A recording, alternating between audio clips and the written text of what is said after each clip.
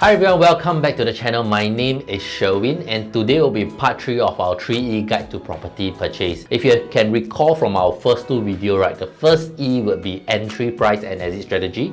The second E will be efficiency, and today the last part, the third E, would be all about your emotions. So in today's market, it is very common where people will talk about price appreciation, making money, where the emotion part is slightly neglected.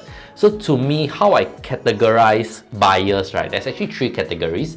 The first would be purely buying for own stay. So the emotional value for this type of buyer is very high, and price appreciation is secondary. The second type would be investor. Investor, they base their decision purely based on returns. So everything is surrounded by facts, figures, data, and analysis. And the third type, right, is where it gets interesting and where I feel most buyers nowadays fall into, which is this category called the hybrid buyer. A hybrid buyer is someone buying for own stay, but at the same time, right, also want their property that they are staying in be a good investment. And this is where the challenge begins. So for hybrid buyer, right, the toughest part is balancing rational logic versus emotional desire. So ideally, right, on one hand, you want your property to appreciate as much as possible. On the other hand, right, you also want your property that you purchase to feel like home. But we all know if you're searching for property nowadays, nothing can be perfect. Here's an example. Imagine today you are viewing two units in the same condo. One has unblocked sea view and high floor, and the other is a low floor with no view at all. But here's the catch. The premium facing with a premium view, right, comes with a premium pricing of 200,000 additional as well.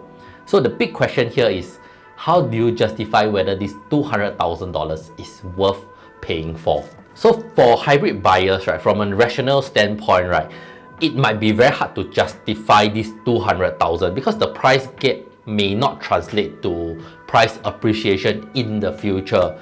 But from an emotional standpoint, right, waking up every day from your bed, walking into a living room and seeing this unblocked sea view, right, and having the status of a high floor unit might feel priceless. And that's the constant tug of war for hybrid buyers, justifying that additional premium, paying for whatever own stay benefit which they might enjoy in the next 5 to 10 years while they're staying in it. As property agents, right, I feel that my duty is not to make the property purchase decision for this type of hybrid buyers. If say they are investors, then it's very easy. I will push through if I feel that it's not a good investment or if I feel it is a good investment. Instead, right, for hybrid buyers, right, my job is to present to them the full picture. Because I am not in their shoes, I cannot justify that emotional value. So I will lay out all the alternatives showing the pros and cons and explain how the numbers stack up. And at the end of the day, right, I will let the client decide whether that emotional premium is worth paying for. So if the client feel that, oh, if every day I wake up to a sea view and I pay 200,000, it is justifiable, then so be it. Because you have to remember, at the end of the day, it is more than a transaction. It is a home that the client will stay in for the next 10 or 20 years. And if we take the 200,000 and divide by the 10 or 20 years, right, it might be just an additional $10,000 per month. Okay, now it's not just buyers who bring emotion into the equation. Sellers do as well, and this is equally important for buyers to identify, right, when it comes to making a property purchase, because it will help with their decision making. So generally, there's two types of seller. The first will be developer or corporate seller. The second will be resale seller. For the first type, the developer or corporate seller, they are purely rational.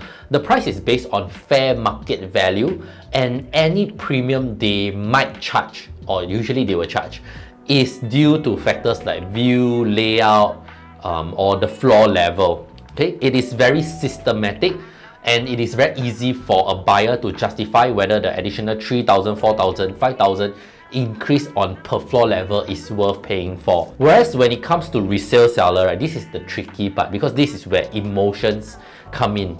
And a family who have lived in their home for the past 20 years often attach sentimental value to their property. So when it comes to negotiating with them, right, it might be tougher. Usually sellers like this, they will ask for a higher than market price, because to them, they are not just selling a property, they are selling a home where they have memories, milestones, and meanings attached to it. So this explains why, right, sometimes you go and you see resale listing, right, the asking price for this unit, right, or some units, right, are above what the market think is fair.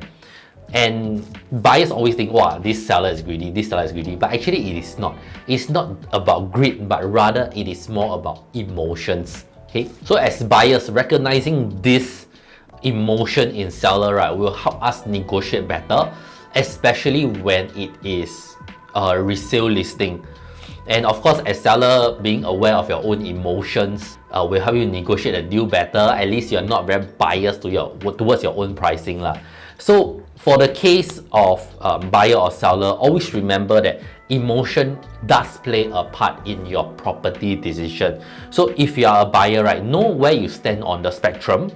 And are you leaning towards investment or towards more lifestyle?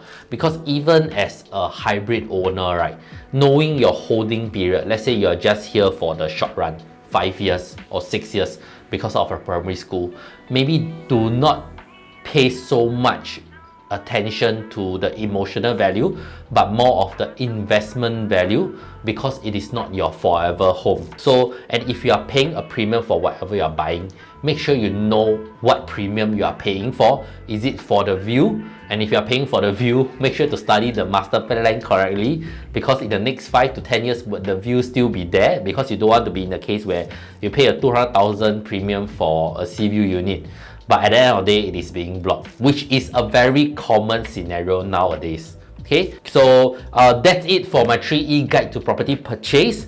If you found this helpful, please do remember to like, share, and subscribe. And if you have any burning questions, do ask me as well.